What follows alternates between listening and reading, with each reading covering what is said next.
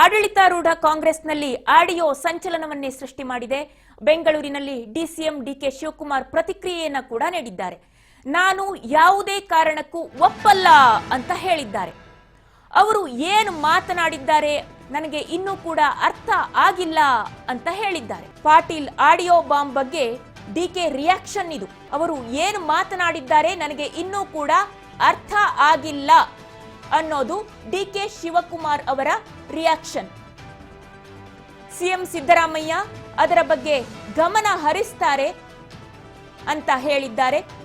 Transparent ಆಗಿ ಫಲಾನುಭವಿಗಳಿಗೆ ಹೋಗಲಿದೆ ಮನೆಗಳು. ಯಾವ ಸರ್ಕಾರದಲ್ಲಿ 1.5 ಲಕ್ಷ ಕೊಟ್ಟು ಪಡೆಯಲಾಗಿದೆ ಗೊತ್ತಿಲ್ಲ. ಯಾವ ಉದ್ದೇಶದಿಂದ ಮಾತನಾಡಿದ್ದಾರೆ ಗೊತ್ತಿಲ್ಲ. ಈ ರೀತಿ ಮಾತನಾಡೋದು ಸರಿಯಲ್ಲ ಅನ್ನೋ ಅರ್ಥದಲ್ಲಿ ಹೇಳಿದ್ದಾರೆ. ಸಿಎಂ ಸಿದ್ದರಾಮಯ್ಯ ಚರ್ಚೆ ಮಾಡ್ತೇವೆ ಅಂತೇಳಿ ಶಿವಕುಮಾರ್ ಹೇಳಿದ್ದಾರೆ. ಬೆಂಗಳೂರಿನಲ್ಲಿ ಡಿಸಿಎಂ ಡಿಕೆ ಶಿವಕುಮಾರ್ ಅವರ ಹೇಳಿಕೆಗಳು ಇವು ಅನ್ನುವಂತಹ ಸುದ್ದಿ ಬರ್ತಾ ಇದೆ.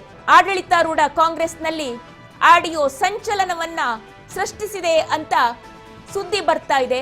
ಆದ್ರೆ ನಿಜಕ್ಕೂ ಕೂಡ ಡಿಕೆ ಶಿವಕುಮಾರ್ ಅವರ ರಿಯಾಕ್ಷನ್ ಅನ್ನ ನೋಡಿದ್ರೆ ಯಾವ ರೀತಿಯ ಸಂಚಲನ ಸೃಷ್ಟಿ ಆಗಿದೆ ಅಂತ ನಿಜಕ್ಕೂ ನಮಗಂತೂ ಅರ್ಥ ಆಗ್ತಾ ಇಲ್ಲ. ಯಾಕೆ ಅಂದ್ರೆ BR ಪಾಟೀಲ್ ಅವರು ಹೇಳಿ ಆಡಿಯೋ ವೈರಲ್ ಆಗಿರುವಂತದ್ದು ನಿನ್ನೆ. ಇದುವರೆಗೂ ಕೂಡ ಮುಖ್ಯಮಂತ್ರಿ ಸಿದ್ದರಾಮಯ್ಯನವರು ಅದರ ಬಗ್ಗೆ ಯಾವುದೇ ಗಮನವನ್ನ ಹರಿಸಿಲ್ಲ. ಡಿಕೆ ಶಿವಕುಮಾರ್ ಹೇಳ್ತಾ ಇದ್ದಾರೆ ಸಿಎಂ ಅದರ ಬಗ್ಗೆ ಗಮನ ಹರಿಸ್ತಾರೆ, ನನಗೆ ಇದರ ಬಗ್ಗೆ ಯಾವುದೇ ಮಾಹಿತಿ ಗೊತ್ತಿಲ್ಲ, ಯಾವ ಅರ್ಥದಲ್ಲಿ ಹೇಳಿದ್ದಾರೆ ಗೊತ್ತಿಲ್ಲ ಅಂತ ಡಿಕೆ ಶಿವಕುಮಾರ್ ಹೇಳ್ತಾರೆ. ಗೃಹ ಸಚಿವರು ಹೇಳ್ತಾ ಇದ್ರು ಯಾವ ಅರ್ಥದಲ್ಲಿ ಅವರು ಮಾತನಾಡಿದ್ದಾರೋ ನನಗಂತೂ ಗೊತ್ತಿಲ್ಲ, ನೋಡ್ತೇವೆ ಮಾಡ್ತೇವೆ ಅಂತ ಹೇಳ್ತಾರೆ. ಪ್ರತಿಯೊಬ್ಬರು ಇದೇ ರೀತಿಯ ಹಾರಿಕೆಯ ಉತ್ತರಗಳು, ಮಾಧ್ಯಮಗಳು ಮೈಕನ್ನ ಮುಂದೆ ಹಿಡಿದಾಗ ತಿಪ್ಪೆ ಸಾರಿಸುವಂತಹ ಹಾರಿಕೆಯ ಉತ್ತರಗಳು, ಪ್ರತಿಯೊಂದಕ್ಕೂ ರೆಡಿಮೇಡ್ ಉತ್ತರ. ಇದಷ್ಟನ್ನ ಚಿಕ್ಕ ಮಗುಗೂ ಕಲ್ತ್ಕೊಂಡ್ಬಿಡತ್ತೆ, ಬೈಹಟ್ ಮಾಡ್ಕೊಂಡ್ಬಿಡತ್ತೆ. ಏನೇ ಘಟನೆ, ಇಂತಹ ಘಟನೆಗಳು, ಸೀರಿಯಸ್ ಆದ ಇನ್ಸಿಡೆಂಟ್ಗಳು ನಡೆದಾಗ ಇದೇ ರೀತಿಯಾದಂತಹ ಹಾರಿಕೆಯ ಉತ್ತರ. ನನಗೆ ಇದರ ಬಗ್ಗೆ ಇನ್ನೂ ಹೆಚ್ಚಿಗೆ ಗೊತ್ತಿಲ್ಲ, ಸ್ಪಷ್ಟತೆಯನ್ನ ತಗೊಂಡು ಆಮೇಲೆ ಮತ್ತೆ ಮಾತನಾಡ್ತೇನೆ ಅಂತ ಹೇಳ್ತಾರೆ. ಏನ್ ಹೇಳಿದ್ದಾರೆ ಒಂದ್ಸತಿ ಕೇಳಿಸ್ಕೊಳ್ಳಿ, ಆಮೇಲೆ ಮಾತಾಡೋಣ. ಸತ್ಯ ಅಂತ ಯಾವ ಕಾರಣಕ್ಕೂ ಒಪ್ಪುದಿಲ್ಲ. ಅವರ ಮಾತನಾಡಿದ್ದಾರೆ ಸರ್ ಆಡಿಯೋದಲ್ಲಿ. ಅವರು ಮಾತಾಡೋದು ಏನು ಮಾತಾಡ್ತಿದ್ದಾರೋ ಅನ್ನೋದು ನನಗಿನ್ನ ಅರ್ಥ ಆಗಿಲ್ಲ. ಚೀಫ್ ಮಿನಿಸ್ಟರ್ ಗಮನಕ್ಕೆ ಅದಾಗಲೇ ಬಂದಿದೆ. ಚೀಫ್ ಮಿನಿಸ್ಟರ್ ಅದಕ್ಕೆ ಏನು ಬೇಕು ಕ್ರಮ ತೆಗೆದು ಮಾಡ್ತೀವಿ.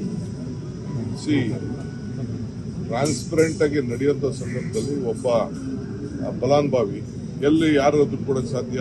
ಡಿಸಿಷನ್ ಯಾರು ತಗೊಳ್ಳೋರು? ಪಂಚಾಯತಿಯವ್ರು ತಗೊಳ್ತಾರೆ, ಲೋಕಲ್ ಬಾಡೀಸ್ ತಗೊಳ್ತಾರೆ. ಯಾವ ಸರ್ಕಾರದ ಮಂತ್ರಿ ಅದಕ್ಕೆ ಈ 1.5 ಲಕ್ಷ ಕೊಡುವಂಥ ಇದಕ್ಕೆ ಹಣಕ್ಕೆ ಎಲ್ಲಾಗ್ತದೆ?